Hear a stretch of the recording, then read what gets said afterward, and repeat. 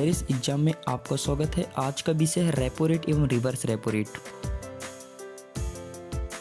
आपने repo rate एवं reverse repo rate जैसे शब्दों को बहुत सुना होगा, लेकिन क्या आप जानते हैं आखिरकार यह है क्या एवं हाल ही में इसमें कटौती क्यों की गई? ये जानते हैं आखिरकार रेपो रेट है क्या। जैसे कि हम जानते हैं कि बैंकों को अपने कामकाज के लिए अक्सर बड़ी रकम की जरूरत होती है। बैंक इसके लिए आरबीआई से अल्पकालिक ऋण मांगते हैं और इस ऋण पर रिजर्व बैंक को उन्हें जिस दर पर ब्याज देना पड़ता है उसे रेपो रेट कहते हैं। अब बात करते हैं रिवर्स रेपो रेट की। यह रेपो रेट के ठीक विपरीत होता है, अर्थात जब बैंक कुछ अपनी धनराशि को रिजर्व बैंक में जमा कर देते हैं जिस पर रिजर्व बैंक उन्हें ब्याज देते हैं। रिजर्व बैंक जिस दर पर ब्याज देता है उसे रिवर्स रेपो रेट कहते हैं। ये जानते हैं आखिरकार रेपो रेट में कटौती क्यों। आरबीआई के गवर्नर शक्तिकांत दास के अनुसार बीते 2 महीने में लॉकडाउन के कारण घरेलू आर्थिक गतिविधियां काफ़ी बुरी तरह प्रभावित हुई है। ज्ञात हो कि शीर्ष 6 औद्योगिक राज्यों के अनुसार औद्योगिक उत्पादन में लगभग 60% हिस्सा रेड और ऑरेंज जोन में है।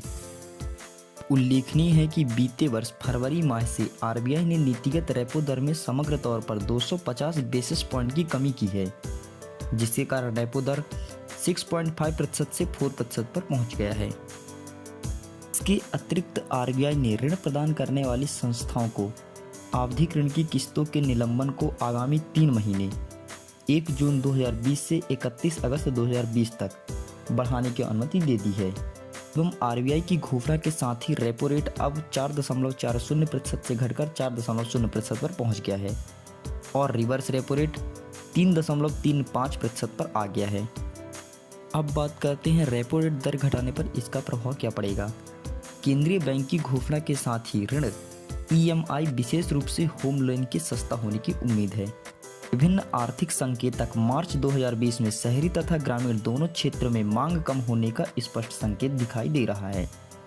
ऐसे में आरबीआई के इस निर्णय को मौजूदा आर्थिक स्थिति में मांग को बढ़ाने के लिए एक प्रयास के रूप में देखा जा सकता है। आमतौर पर जब भी केंद्रीय बैंक अपनी प्रमुख ब्याज दरों में कटौती करता है तो देश के विभिन्न सार्वजनिक और निजी क्षेत्र के बैंक भी इसका पालन करते हुए अपने ग्राहकों के लिए अपनी उधारी की दरों को कम करते हैं। इस संबंध में घोषणा करते हुए आरबीआई ने कहा कि कोविड-19 महामारी का सर्वाधिक प्रभाव घरेलू खपत पर देखने को मिल रहा है।